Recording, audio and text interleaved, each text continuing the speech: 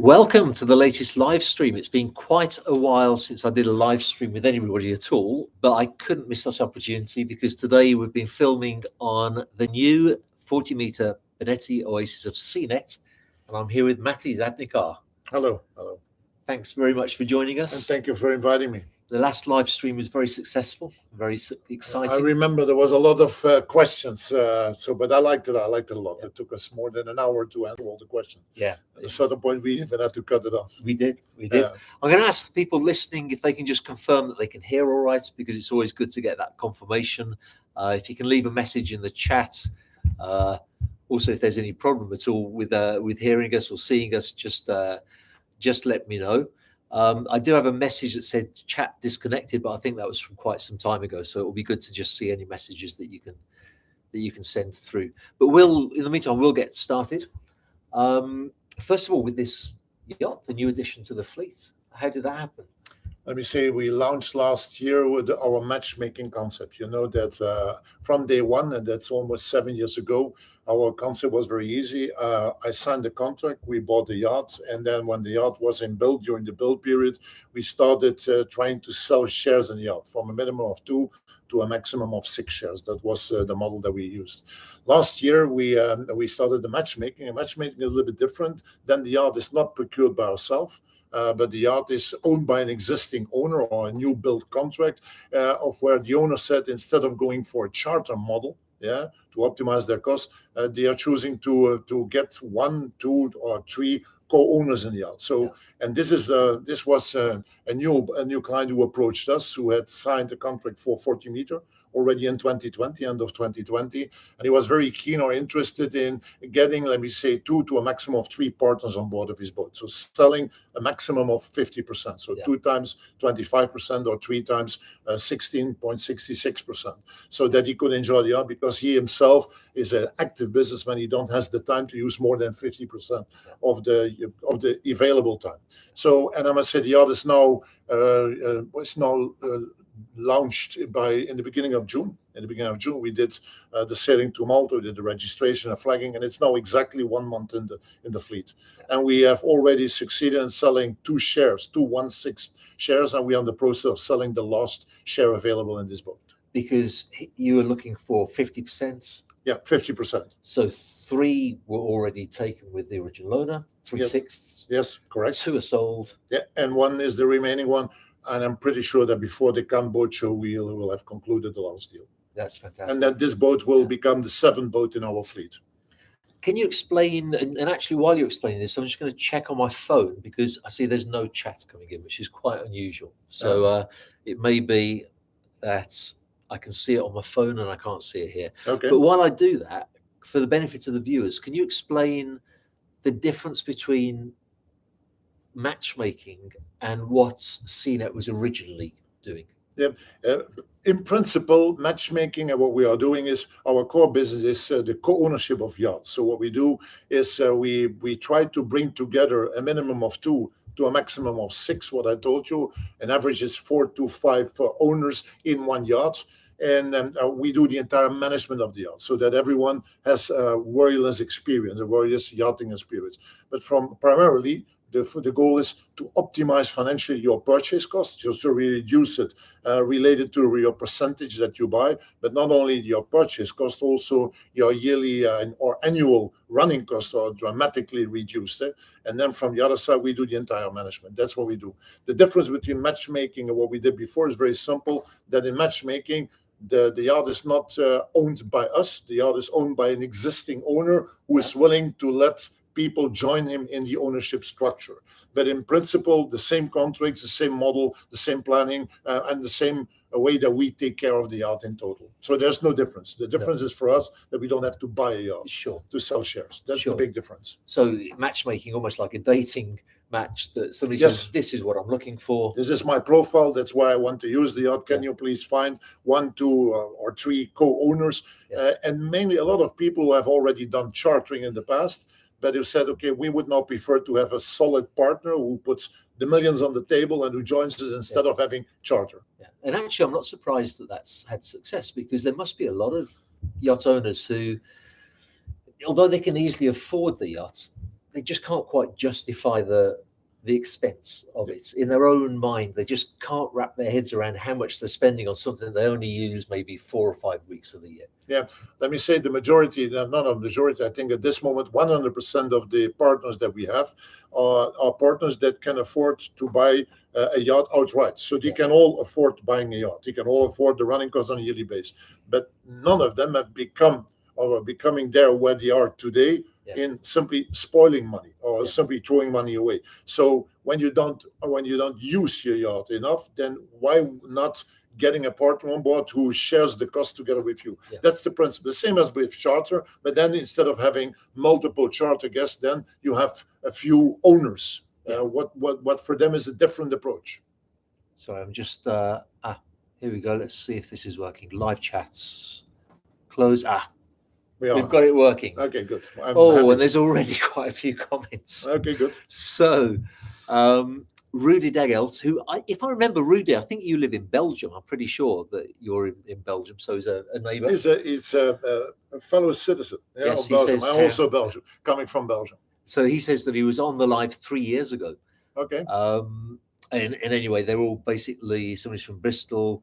They are all acknowledging there's somebody Russian. I don't understand what the Russian says, but they're all acknowledging. I just want to see, Matty, if I can get rid of this here without losing the chat. No, I can't. So I need to turn that off.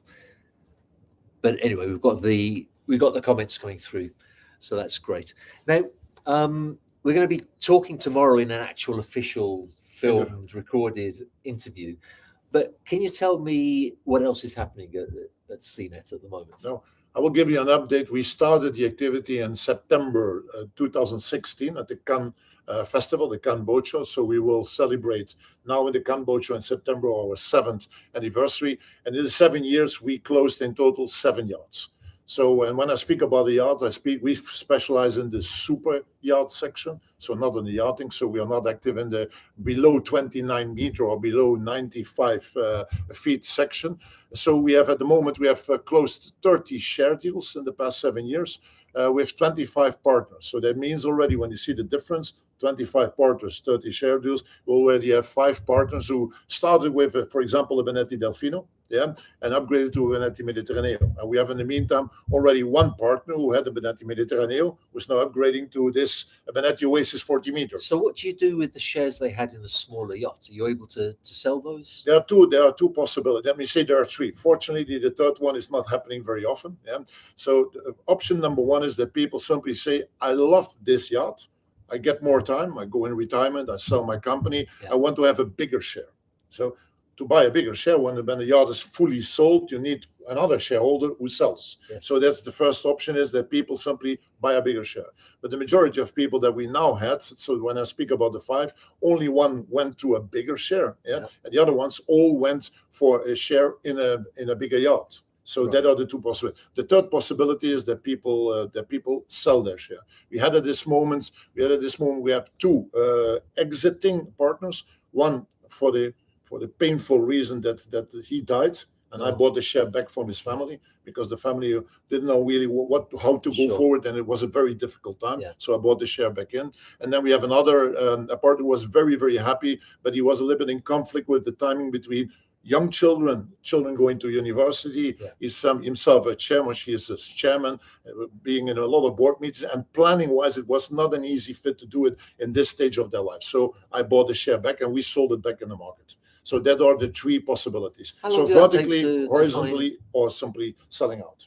How long did it take to find somebody to buy that share? Was that a very difficult task? Yeah. Let me say, I always try to be very transparent and honest. When we started in the beginning, it took us up to 1.5, even for some of the shares, 2 years to get the yacht completely sold out. And in the meantime, I took care of those shares. I simply used the time, and for me, it was a live showroom. I paid for the contribution fee of those shares. But now, in the meantime, let me say we go to a 5-6 months. And in this yacht, we started the sales end of April, beginning of May. And we have already sold 2 shares, and the 3rd share will probably be sold by the Cambodia. So it's going faster and faster. Simply due to the fact that we get more and more known. there is a bigger trust base. Yeah. So we are not new in the market. We are in the market to stay, and that creates another reliability. Yeah. And we were talking earlier, and one of the things that I guess is a challenge in the company growing is that without giving away anything confidential, but it must be a lot of money that's circulating just for the running of a fleet of 7 yachts. Yep. So how does your accounts department cope with that? Can you give me an insight into that Yep. side of the business? Everything started as the one-man band. So I was the one-man band, and very quickly I had one sales guy from day one who's still joining me, Raf, was supporting me in the entire field. But in the meantime, our overhead structure, so we became a team of 8 people focusing on marketing, on sales, on accountancy, on operations management, on hospitality. So like every company, all the functions that you know, and we have in the meantime more than 70 super yacht professionals. So all the crew is on our payroll. Particularly when it comes up to money, we manage super yachts. We manage super yachts who run in 2 seasons, run 53 to 54% of the year. Yeah. That's extreme. You will not find a lot of yachts in the world who run so much time on in owner's use. Yeah. So that means also a lot of money is floating. So we have a little bit less than 10 million on a yearly basis on running costs. Yeah. So our accountancy, our reporting, and also the analysis is a very important part of our job. So we implemented recently BI simply to get a better feel about it. And also we automated the payments on board and stuff like that. So we have a lot of dashboarding that we also make transparent towards our co-owners and partners. But I see there are a lot of questions coming. Yes, they're starting to get questions in. Rudy has a good question. He remembered 3 years ago, he has a better memory than I do, that we spoke about an Explorer yacht. Yes. And he asks the question, is there any progress on this? No, I must say yes and no. I had already worked on that. We spent around 250,000 euros in preparing the project. So there is a project that is still in the drawer, where we have defined the entire yacht from a technical standpoint of view, but also from an optical. I can even mention the shipyard. We've done it with Cantiere della Marche, because I really believe when you speak about Explorer's yacht, that they are really the strongest in the market to do that. That's their specialty. But up to now, for me, it's a matter of, first of timing, getting enough time to focus on it. And we grew so fast, let me see, in the non-explorer section of the market, that I first focused there and I put the money there where the demand was. And the second thing is, to start a project like that, we will end up in a 45 to 50 meter section. I don't have to tell you, you speak about a lot of money. So I'm pre-investing a lot in yachts, but when you do a project like that, then you need a minimum of a 50% partner to join you. Simply the risk of investing a project like that is too high. So it's simply a matter of getting enough interest. But we were sure it's on my bucket list, and I definitely want to go in that direction. And the logistics, I think, of an Explorer yacht that's really exploring is huge. But you see the market. What I feel is that the demand for the Ibizas and the Mallorcas and the Saint-Tropez and the Vars or the Portofinos, there are still a lot of people who want to see that. But I feel that more and more people are looking for something else, something 100%. Completely different, more the nature thing. And I think that Explorers is the way forward. But still, there's a difference between being interested and really want to put money on the table to go forward in a concrete project. We see that in the charter market. The demand for people who want to charter in far-flung places is getting greater and greater. And specialist companies are emerging to sort of help with the logistics of that as well. So Kevin Alves, hi Kevin. He says, and first of all, thanks very much for the question, Rudy. Kevin says, yacht co-owning only in Europe, or could this be worldwide or specific places such as the Caribbean? No, there's a very good question, but I must say this is already for us a question out of the history. 3 years ago, so that was after three and a half years that we were operating only in Europe, I found it a pity that the yachts were from, let me say, the end of October until the beginning of April, mid of April, they were simply out of function. You were in maintenance mode, but not used. So we already 3 years ago, so just before, the year before COVID, we started with our first yacht in double season.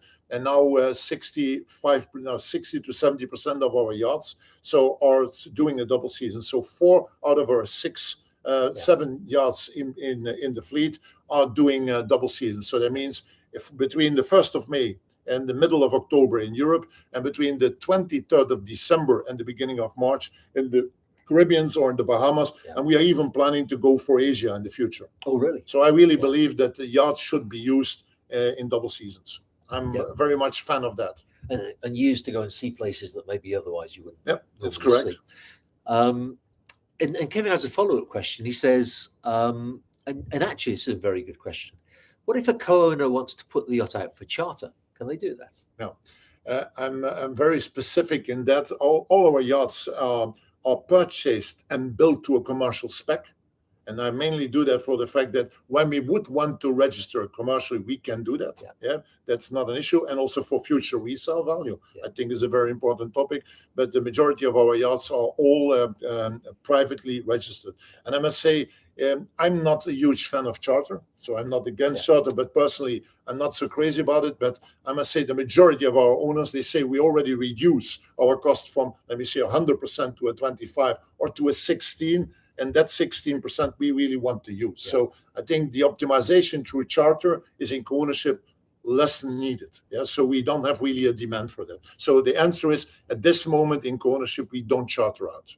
We could do it, but then everybody has to agree on it, and there is no common base to do that. We've got Penelope Lightbourne. Hi, Penelope. By the way, Penelope very kindly sent me some coffee the other day, and a very nice postcard as well. So thank you very much for that. I didn't get the chance to acknowledge that because I literally came back from Turkey, saw the coffee on my desk, got into a plane and came here to film. So those are the questions for now. I'm sure that more will be coming in. Trying to think of a commonly asked question that you get. Oh, here's a good one. And I think it's really important for people who've maybe not tuned in before. Yes. Timesharing and co-ownership. Yeah, big difference. So co-ownership is very simple. What is the structure? What is the normal structure? The normal structure is that I start defining a yacht project. So that means exterior and interior. We define a contract and we close a contract with a shipyard and we start building. So that means and we build and the contract is signed by the future owning company, an SPV in Malta. We are a Maltese-based company, and that means that all our ownership companies and structures are in Malta. So we start building. The boat is delivered to the owning company, where there's only one purpose, being 100% the owner of the boat. What is then what we sell? We sell shares in the owning company. So somebody becomes a 16%, a 25, a 33, or 50% owner in that owning structure. So you get the title of the boat. You get the title of one specific boat. You can touch it, you can see it, and you have the legal documents of it. When you go to timesharing, and I'm not against timesharing, but there was a lot of negative fuss about it. That means in timesharing, you buy time. You share time, but you never become the owner. And when then the time-sharing company who owns the asset goes bankrupt, your time is gone. And that's something that cannot happen in our structure, because what we have on one side the owning structure, where the yacht is in there, and there are shareholders, 2, 3, 4, 5, depending on how the shares are divided. And that owning company makes a management contract, a yacht and crew management contract with Seanet, who takes care of the yacht. And even when they would not be happy, when the collective of co-owners would not be happy with our service, they can disconnect the contract and sell the yacht, because that's simply based on a mutual agreement, or find another management company. So we try to protect asset ownership and management separately from each other. I think with the communication that you've done and the videos we've done, that message has got across, because I remember the first few videos, I got some really cynical and unpleasant comments about people who felt it was a big scam. And then slowly people have listened to what you've said. They've understood how the structure works. And I haven't seen those comments for a long time now. I think people now understand that it's a smart business done properly. I remember year one in Cannes, everybody who saw co-ownership said, oh, this is timesharing. Now I must say, I almost never get that question again. It's not a question that, because people in the meantime understand that how the system works. I think that our videos together helped a lot. There's a lot of information in there. Although that are long videos, it's my experience that a lot of people who are really keen to know and interest, they really look to the entire video. What helps a lot. So co-ownership has become, in the sharing market of today, a more popular model, a more known model. Now, LAW law. What happens if co-owners want to use the boat during the same week, month? How do they decide? Do they flip a coin? No, absolutely not. So first of all, the co-owners, and that sounds maybe for the people out there very weird. For me, it was in the beginning weird. Co-owners don't know each other. Yeah, that's a very strange thing. I thought I bring together some fanatic yachting guys, and we do stuff together and become friends. It's absolutely not like that. We make one-on-one contracts with a co-owner, and when you do that, so everybody discusses his planning, his wishes with the yacht management company. It's still, due to the size, still the majority of those communications are done by myself, together with an operations team and a hospitality team. But how do we cope with the timing? We have defined contractually, because it was, I think, it's a legal background of the gentleman. Contractually, we defined the planning system, and the planning system is works with priorities. That means that when you, for example, when you have a 4 times 25% setup, and you have a pre-season in Europe, May, June, a main season in Europe, July, August, and you have a post-season, September, October, and a winter season, December to March, then each co-owner has an A, B, C, D priority, and each one has a priority in one of those seasons. So when I'm this year the first one to pick the weeks in the pre-season, my colleague is probably has one of the partners has the main season, the post-season, and every year it turns like a clock. And that schedule is signed in a contract. So I know already now, when I'm in 5 years, in which season I will be the number one. And when I'm not, I see. And when I'm not the number one, so the year after I become the number 4. And the number 4 means that in that season I have the last pick. The year after I have the third pick, the year after I have the second pick, and then again I have the first pick. And that's a system that is equal and fair for everybody. You have to keep in mind that we bring together people who are bosses in their business. Used to have the last word. When you do that, you need a very keen system that counts for everybody.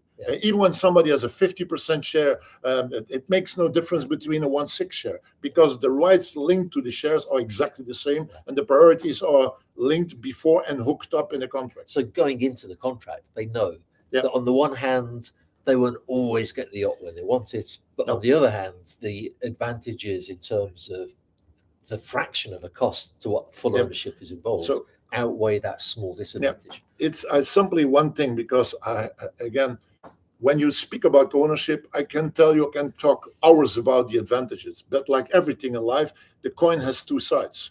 Each advantage comes with a disadvantage. When you really want to be completely free, sit in the evening with your wife on the sofa and say, we take tomorrow on a plane and we go to our yacht. In co-ownership, you cannot do that. So you're restricted. But when you want to do that on a 30-meter, then you have to put 10 million on the table. And when you want to run the yacht in 2 seasons, you have to put $1 million a year on the table. And then you have that luxury. And I'm absolutely not against it. I've been there in the past myself. But in co-ownership, you pay a quarter, a sixth of those amounts, and you share it with other ones. And in that sharing, you have equal rights. So it's not always your choice. Now there's Terry Dyke is asking a question that we've kind of touched on, but we'll for the benefit of you, Terry, you've probably joined a little bit later. Do you have Explorer yachts in your fleet? Not at the moment, but it's definitely in the planning. We already have on the drawing table, we have a fully worked out project where we spend already a 250K in pre-design then, and we even have all the arrangement with the shipyard. What will be, when we go forward, will be Cantiere della Mace. But it's not yet, we don't have yet enough people who are interested to really commit into that. So my principle is, once I have 50% commitment, financial commitment, I start a new project, and I'm counterpart to the other 50%, but I'm still missing that. So Joe, we've also kind of answered this, but we'll go over it again. What's happening here? Joe says, how's competition between owners resolved? If I own more shares, do I get priority? No. Look, when you are, for example, you would be a 50% owner. 50% ownerships can mean you have, or when it's a 4-share structure, you have 2 times 25%, or when it's a 6-share structure, you have 3 times 16%. And each 16% has equal rights as the other 16%. The only thing what it means, when you have a 50%, you would have 3 times the priority linked to your 1/6 share. That's the only thing. But for the rest, the treatment is exactly the same thing. And again, people are not talking with each other. It would really become a big mess. Yeah. People are talking to an objective third party that is seen as being the management company, and we talk one-on-one, and we organize the planning based on a contractual setup that is very detailed, discussed with everyone before they come on board. Now, Penelope's got an interesting question. She says she's just received a fantastic tourist publication from Antigua and Barbuda, St. John's Harbour. It's a fabulous locale, rife for development. What about co-owning berths? No. It's not my business. I must say that I've already been approached by co-owning, let me say, sport boats or co-owning villas or stuff like that. The business that I'm in is a very capital intense business. Yeah. So when I look to the amount of money that I spend or that I pre-financed in the past 7 years, you don't speak about a few millions, you speak about tens of millions that I invested in. So my focus is on super yachts, and I want to remain, so I want to be very dedicated to my focus. From the moment that you go, what I now call the white rabbit, what passes by, I'm not that type of guy. I'm very focused and very dedicated on what I'm doing. Yeah. And for me, the focus is 30 to 60 meter super yachts. Yeah. And I want to remain in that field. That's my specialism. And I've also chose what a lot of people found a little bit strange.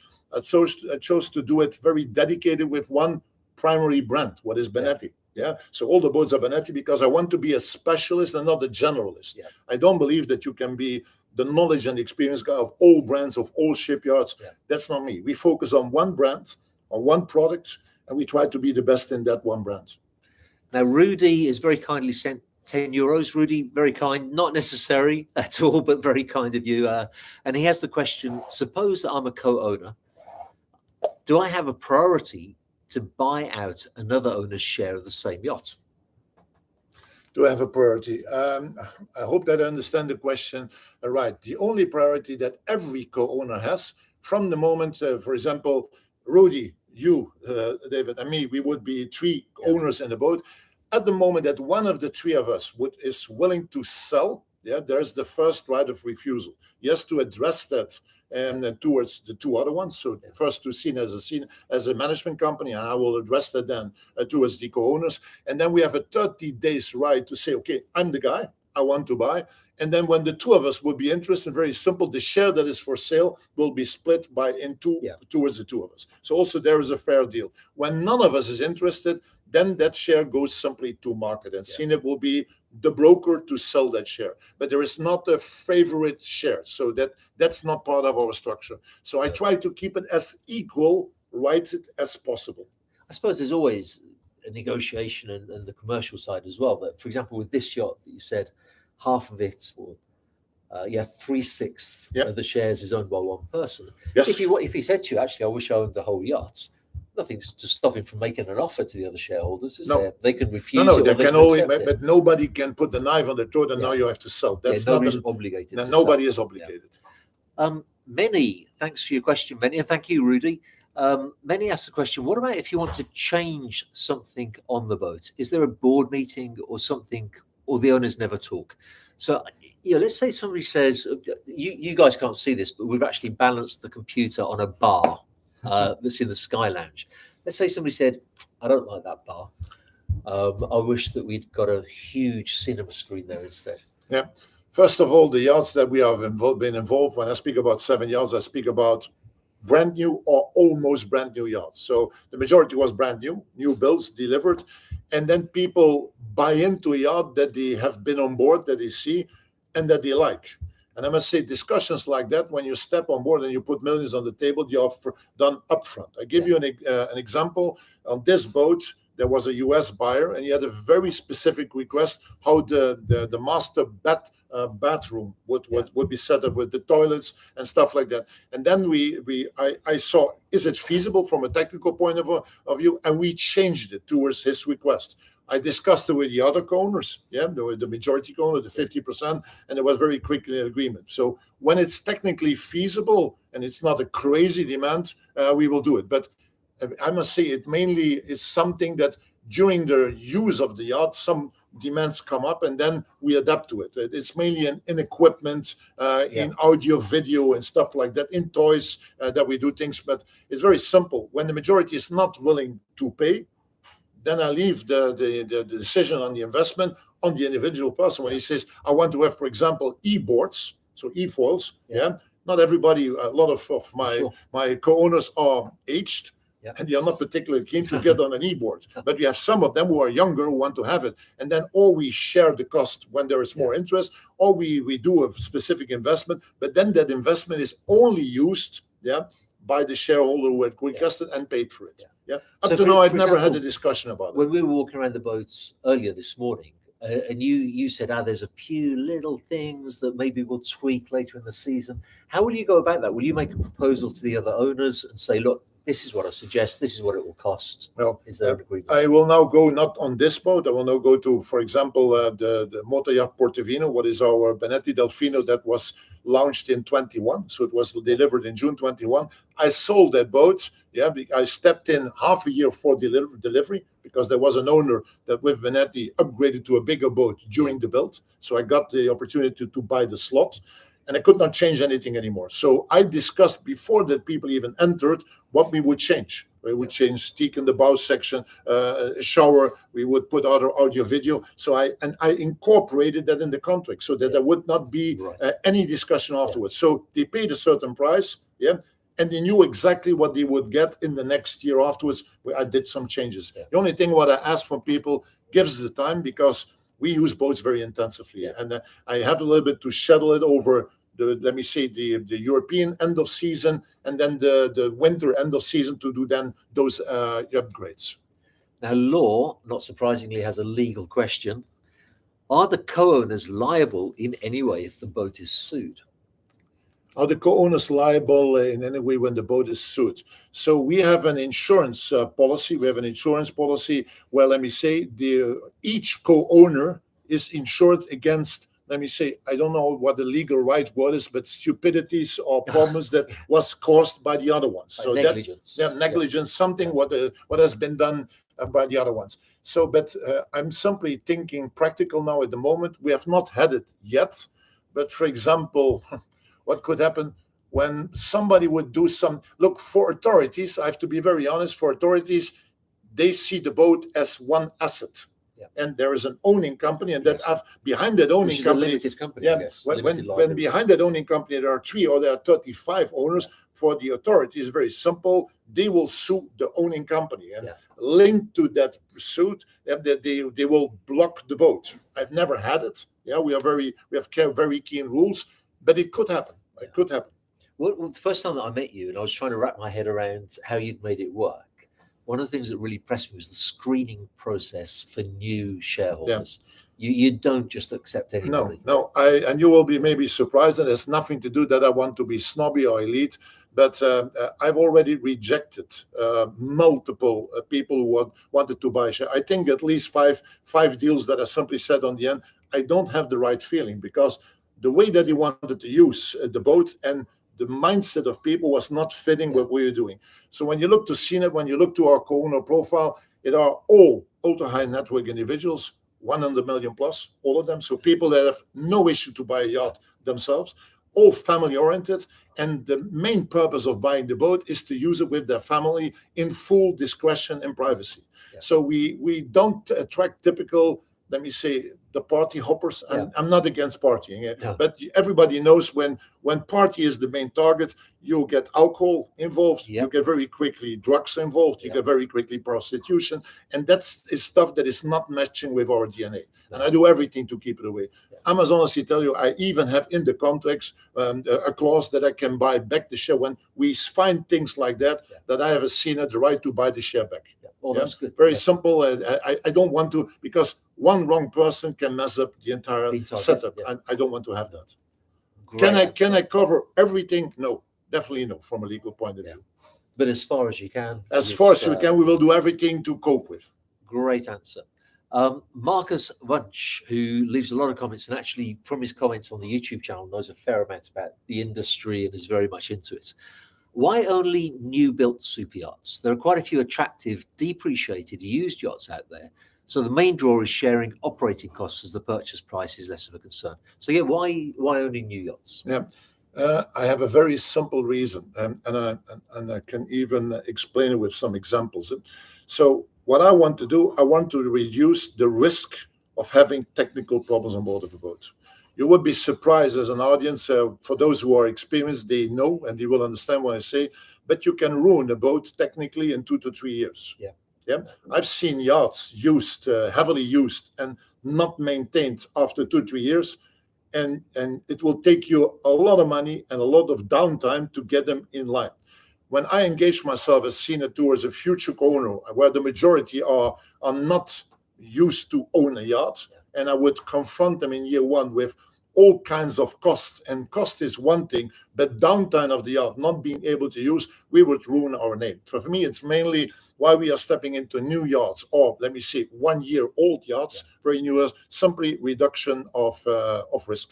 I don't want to get people in a situation that they step on board of a boat in which that I cannot see everything. You can do the best survey, but you're also out of the business. You know, the hidden problems you cannot see. But those hidden problems can take us out for a season, can take us out for weeks, can cost a tremendous amount of money. I don't want to have that. For me, the main reason is new boats, most or almost new boats, simply to reduce the technical defects and the risks.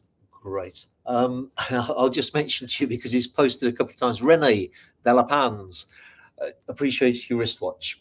He said a couple of times what a great watch it is. Sorry. Are you somebody who has a watch collection, or? Let me say, I have multiple watches, not crazy amounts, but I like beautiful watches. That's something. It's something very personal. I'm assuming that he's talking about your watch and not mine. Okay. Penelope says, is there consistency? Oh, this is a very good subject. Thanks for this, Penelope. Is there consistency in hiring a yacht crew, regulars on the beat, or one-off as per sailing? So the whole subject of crew with Seanet is fascinating to me. Yeah, you have been multiple times on board. Yes. You enjoyed the service of our crew, and I'm very proud of it. I don't want to be an egocentric guy, but I must say, from day one we started in the market with Croatian crew. And the reason that not that Croatian crew that I don't want to work with other crew, but it's simply I'm in love with Croatia and sailing in Croatia, and I'm in love with Croatian people. You have a great mentality. They are very great sailor people. Yeah, you have a great service attitude. A little bit stubborn. Yeah, but stubborn, more linked to their proudness. They want to do things right, and they are not the type of people that when you discuss something that you will say immediately yes because you're the boss. But I like that. I like people who challenge me. So we started in Croatia, and I must say, due to the fact that we started in Croatia with yachts above 29 meters, we were as a company very exceptional. You know, Croatia is in the summertime. Yeah. Very, very often visited by bigger yachts coming from France, from Spain, so everywhere. But there are not so many big yachts in Croatia. So we attracted top people out of the Croatian market. Due to the fact that we pay correctly, so that means I'm proud, also I'm coming from the industrial background, we never had paid, in my entire life as an entrepreneur, I've never paid a salary 1 day too late. So I make a matter of honor of it. We pay correctly, on time, correctly, and the right amount. That's one thing. We, from day one, we started with full rotational crew. This is very exceptional on the 29 meter. Our first 3 boats were 29 meter, 95 foot. So that means on the 95 foot, we have 10 people, 2 teams of 5 who work in a 2 months on and 2 months off schedule. Yeah, that's a second advantage. So paying on time, paying correctly, working in full rotation. And then another thing is that on our boats are very intensively used. I like to keep them in the top state of day one. So that means that needs money.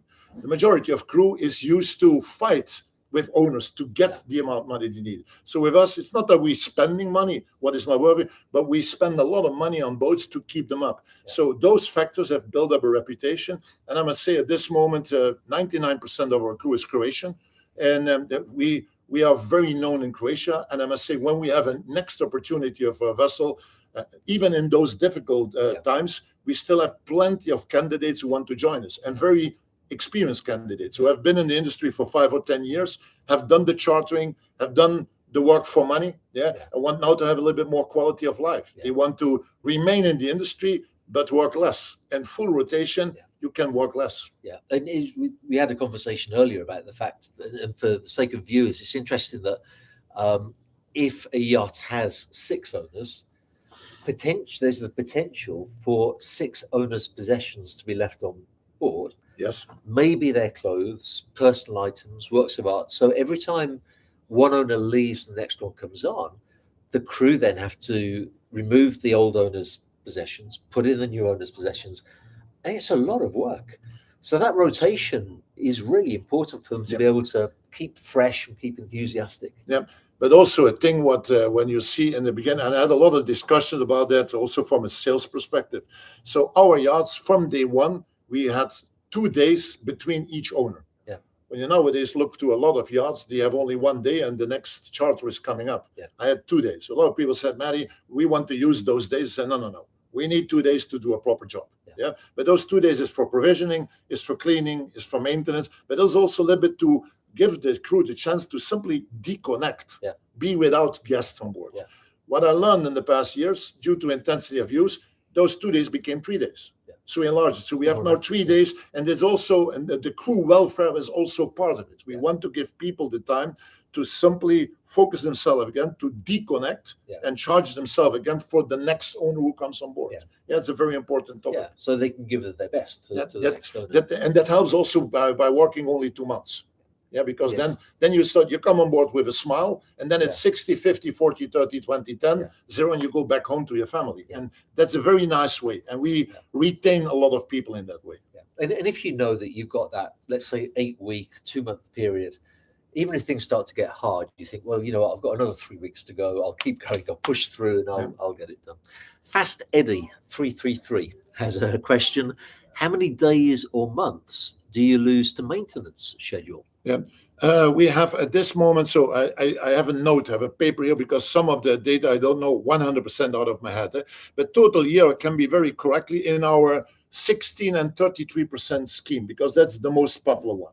And it's never that we have 1/6 owners. We have a 33% and 4 times 1/6. That are the combination we do. We have 174 days that the yacht is off. So that means 47% of the year the yacht is off, and that off time is for maintenance, but also for transporting. We transport boats by DYT. So float on, float off to the Caribbeans and back. So the transportation time, so the 21 days is included in it. So 2 times 21 days, and the rest is maintenance. So to be clear, 174 days off and 192 days on. So that means 53% of the year the boat is in owner's mode. Yeah. Which is a lot more than most yachts. I think it's triple. So I made a calculation for myself. When you would say I do 4 weeks owner's use and a 6-week charter, you have a 10 weeks use on a year, you come on 20%. We are on 53%. Yeah. So we almost triple the use of the boat. But you would be surprised when people would have the chance to see our boats. You would not believe the boats look like brand new. Yeah. You can much better use the boats intensively based on a good maintenance and a good crew than simply using our 10 weeks and then have not the right maintenance done. Yeah, there's a big difference. And apart from maintenance, as you said, there's the transport as well, because it's, what is it, about 21 days. 21 days. 21 days. Men mainly always sail from Genoa to, let me say, Le Marin, Martinique, or from Genoa to Port Everglades, or from Mallorca. Yeah, it depends a little bit from it. This DYT has different routes that they have. Yeah. And then on the end of the season, the winter, we do the same back. Now, more questions coming in. Pierre Frank, in case of degradations made by one co-owner, how are the costs shared? Other owners can say they're not responsible and may not pay for it. No. Do you work with an inventory? Oh, that's a good question. Do you have an inventory check prior to each use? Yes. You do? Yes. Everybody knows how the car rental functions. You go to an airport, you pick up a car that you have rented, and then you have the famous document that you walk around the car, you say, there's a scratch, this is broken, and you sign for it. On the end of your trip, you come back and they do the same check. And all the cost or the defects that you have caused are linked to you as a person. We have exactly the same thing. Right. So we do a walk around. Yeah, the captain does that with the owner that comes on board. So when, for example, I would have been on board and I spoiled wine on the carpet, there's a chance that in the 3 days between 2 owners, I've not had the crew has not had the chance to change the entire carpet. So then this will be mentioned on the list, but the cost will be taken care of by me. It will be addressed to me as a person, and that counts for everything. When you have a defect on the toilet, whatever, all the things that are related on damage caused by a human. When it's technical defect, disconnected from a person who has caused it, then it goes in the syndicate total. Yeah. What about dogs? Do you let people bring their dogs on board? Although I'm a dog lover, I have at home 2 dogs. I have 2 Jack Russells, very active animals. I've never taken them on board. Let me say that the problem is I'm not against dogs, but dogs. The environment, yacht is not an environment for a dog. That's my personal view. It becomes very complex for the crew. You have to go to the toilet, stuff like that. But the main reason is that there are a lot of people who are simply allergic to dog hair. Yeah, so we don't allow animals on board. Yeah? And I had a lot of questions, and I've seen a lot of the owners' dogs because I visit them at home. Very social, very nice dogs, but we cannot start with it. So the dog is not the right fit on a boat. No, I agree with you. But that's my personal thing. And they can do a lot of damage as well with all the best. I think when somebody really loves his dog and he wants to take it with him, I think there is only one solution: to have your own boat. Yeah, and then you can do it, but sharing it with other partners becomes a very delicate topic. I had just on a different topic. I had a client who loved his dog so much that he sent his private jet to bring the dog over to me on the No, I fully supported it. Again, I'm a bit, but then that's very difficult when you do it with multiple people. Yeah. And I have to respect everybody. I cannot give people special priorities above other ones. Now, more questions. Murad Al-Harbi. Do I have to hire a third-party auditor to make sure my crew are maintaining their tasks properly? I've never had that question, so it's good. So I like to learn every time. So no, this is our job. It's our job to do. We have an hospitality manager and operations manager who frequently do audits on board of boats. We also have our own training academy internally, so we train our people ourselves. I'm very proud that already more than 10% of the staff that we have. Yeah, we have 70 people operationally. 10% of them already people who started as a stewardess and become a chief steward. Who started as a first officer, became a captain. As an engineer, became a chief engineer. So I promote very much that people grow in their functions within the company, simply to retain their knowledge. I believe that the longer people stay in a company, the more that you're loyalized, the better that you understand. So we have our standards. When there are remarks on the standards, I must say the first to address is that the owner talks with us, and when then there is a need, and there's also contractually built in the contract, when the need for a third-party auditor to do that, I have nothing against it. We get on a frequent basis, for example, for the insurance company, we get auditors. It could be an interesting job, like a secret shopper. Yeah, something like that. For Superyachts. Could be. We have nothing to hide. I'm very open and transparent and stuff like that. Very good question, because I'd never thought about that. Me neither. So thanks for that, Murad. Tyler, what percentage of overall holding cost could be typically expected to see by co-owning this way? So how much are they reducing the running costs of the yacht for each shareholder? Again, when you speak, very simple. When I speak about a 30-meter yacht, and when I speak about a yacht, and there's a little bit a different way of approach. I hate it when I'm confronted with buying something and I think this is the price, and on the end I've bought it, and then you have to pay this, you have to pay that, it is on top. I hate that. So I'm not going to do that with new buyers who step on board. So that means when we speak about the price, our price is always all in. So when I speak about the 30-meter Benetti, let me see, it's not built anymore at the moment, but the Delfino, a lot of people know the Delfino. We speak about the boat that is including everything, including the VAT. Our boats are privately registered and VAT is paid, fully paid. Let us say plus minus a 10 million number. It can be 9.5 but 2, but I rounded up to 10 million. When you then take a 25%, you save 7.5 million. When I speak about a boat of that size in co-ownership in 2 seasons for 25%, we have at this moment 3 boats, of which 2 is double season. You speak of a budget between 1.1 to 1.2 million a year. So for 2 seasons. So you pay 1/4 of that 1.2 million. So that's the way. That are the costs that you can expect. So the bigger the boat becomes, then the cost increases. If it's 4 shareholders, then it's 25%. It's 25. It's 1/4 of 1.2 million. What is 300,000 euros?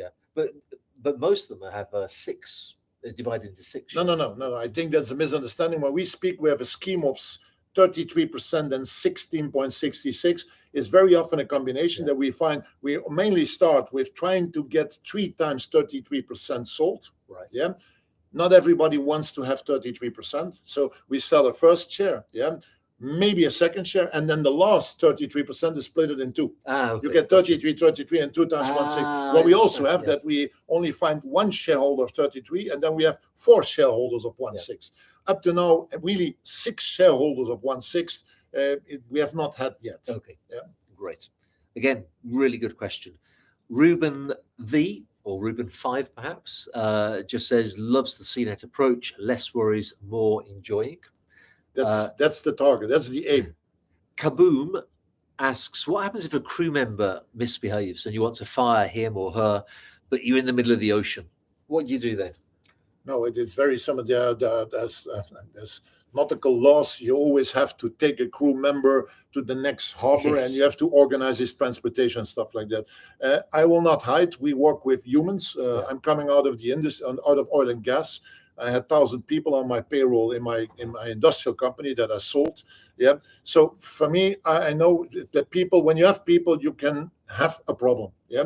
We try to solve it behind the screen. So I think that 99% of the cases that we had, that the owners a few days later said, I've not seen that guy or that lady anymore. What happened? So I think it's our role to do it in a discreet way, and to change it. And that's the advantage we have in all the contracts of that rotational crew. We have one clause in it: when you are part of our scheme, you're part of the rotational crew. When there is an emergency, and it can only be not only be by misbehavior, but somebody has a wife that falls ill or gets in a hospital that have to move urgently out, that the counterpart and the second team has to fly in. That's an obligation. We don't need to use it very often, but we had already a few times that we had to call in colleagues to come in. We have now a pool of people. I even had, that's maybe interesting to say, there was a Belgian owner who had a politician on board, a very VIP person, minister in Belgium on board. And the evening before, the chef became very ill. He could not function anymore, the existing chef. Oh, wow. So, and then I have to try, and I simply went,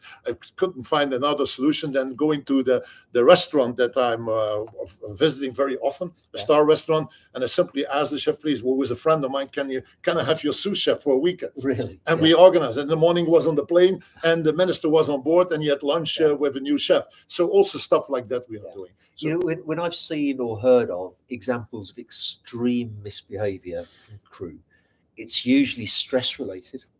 Yes. They go stir crazy. They go nuts by working too long. That's right. Or you've seen a gradual progression, often with alcoholism, where they're just drinking more and more. So I think usually you get early warning signs. And in your case, 2 months on, 2 months off, it's unlikely that somebody's going to get themselves in that sort of state. Yeah, but for the audience, to be very clear, we try to be perfect, but like we work with humans. So humans are not perfect. I'm not perfect. I make mistakes. So also we have from time to time some issues. But fortunately, up to now, 99.9% of the case we solve behind the screens. And I think that is the value of what we are doing. We're not simply bringing a purchase and running cost model that optimizes your money. We take the burden away. That should be our role. Owners should not be aware that something is happening. No. All of a sudden, there's somebody new. We will inform them, but they don't have to be part of the solution. No, and also the drama. They don't have to be disturbed by the drama. We're getting lots of questions here, so we'll move on quickly. Antbear13 says, I like dogs, but I have an allergy. So a yacht I was involved with would have to be a no pets. Oh, Patrick Abbas, who's a great guy who watches the channel and has a very interesting life and experience. He says, following up on the previous question, can those costs, in case of the carpet example, be offset with an insurance? If yes, do you provide this, or is this an individual choice? Let me say, like the carpet, you can maybe you can do it. I'm not an insurance specialist. I've never focused on that. Those costs will be taken care of by the owner who has caused the problem. But for example, the boat on itself is fully insured. So that means when we damage something on the boat, or on each yacht we have a large chase boat, we have a lot of Axopars. For the ones who know that boat, Axopar 37s, the same as on this boat. And I must say, there everything is covered by insurance. Even when you have an engine damage or whatever damage is covered. But I must say, those minor things, and luckily they are really minor. We didn't have a lot, are not covered by insurance. They are paid simply by the owners themselves. One of the good things of having ultra high net worth owners is that, for example, if repair to a carpet, cleaning a carpet, even replacing it, it's not a big deal, is it? No, but really? nobody. I must say that people. It is mainly that the owners step themselves to a captain and say, "Look, I've had this and that. My grandchild damaged this or that, and it's taken care of without any hassle. Any hassle." Which again comes partly through to the screening experience of having decent, good people who are part of the team.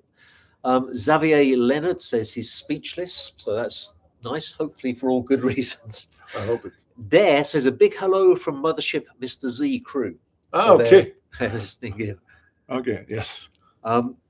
Penelope says vegetarians, vegans and carnivores on board. How would the chef and stews handle fridge space, barbecues and other cuisine stuff, and secure appliances that are sacred special use for kosher or halal? Yeah, we have had once one Jewish customer where we have had to separate everything. So we separated food between the crew space and the crew mess, fridging, and then the kitchen itself. It is a very complex thing. I must honestly admit it has taken us a lot of time to get acquainted with the habits, because it's and you have to respect it. It's feasible, but it's very complex. I have to be very clear on that. But we have done it.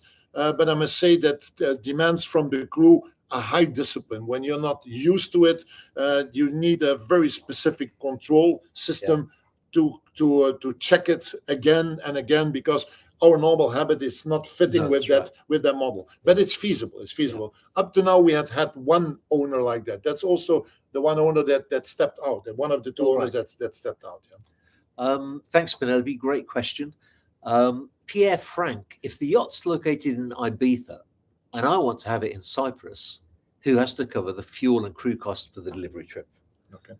Okay. Also a question that I get very often. What we do is people who step into co-ownership are mainly people who want to, in a fully organized way, travel the world. I always say to people, when you only want to have your yacht on the Côte d'Azur and the Balearics, and that's your main topic, we are not the right company. Because all our owners that step on board, they want to explore the entire world. So that means how we are doing this, I propose, because it's mainly done by myself, I propose every year the shuttle. I give them 1 or 2 opportunities, depending on which season we're sailing. For example, this year, in Nice and sailed then to Genoa. So that was the pre-season. So when you then want to do the main season, and you don't want to lose 2 weeks in transferring the yacht to another side of Europe in the Met, then you need to choose a sailing region what is not too far away, because we only have 4 to 5 days between it. So what we did, we chose for the Balearics. We bought the yacht on the Balearics between Ibiza and Palma. Yeah? And the yachts are now at this moment sailing in that region. Yeah, 2 of our yachts are sailing there. And then the post-season, we bring the yachts to Olbia. Again, 4 or 5 days, transfer the yacht to Olbia. So we try always to connect the seasons in a way that is feasible. When one owner says, and now I want to be in Greece and the big islands, and the other one said, I want to be on the Balearics, that's simply technically not feasible. But it's also not feasible when you would be the owner of the yacht. Well, that's very you can do it, but it would cost you a lot of money in fuel, in engine hours, in generator and system hours, but also time. You would lose a lot of time to do those transfers. So it's very important that we have every year a different region that we visit. And we make sure that in the whole of the first 2, 3, 4, 5 years that we have seen the entire Met. And then we go again in the circle. It's like you said earlier, if somebody wants to get up in the morning and fly down to their yachts, this is not the solution for them. In the same way, if somebody just on a whim wants to take the yacht from Ibiza to Cyprus, this is not the solution for them. One thing maybe that I have to mention, so we mainly try to give them 2 proposals, and then it's very simple majority voting. When 50% plus is in favor of a certain region, that's the region that we are going to sail. I have to make sure as the yacht manager that it's not every year the same region, so that there is a variety. From the moment that it would be like that, I have the veto voice to make sure that the minority shareholder is not confronted with every year again in the same region. Right, there's loads of questions coming in, and we've almost done a full hour, so I'll just pick out a couple of them. Marcus asks, what about co-owning support yachts? That way the yacht owners could book their slot to use the co-owned support vessel for their helicopters and so on.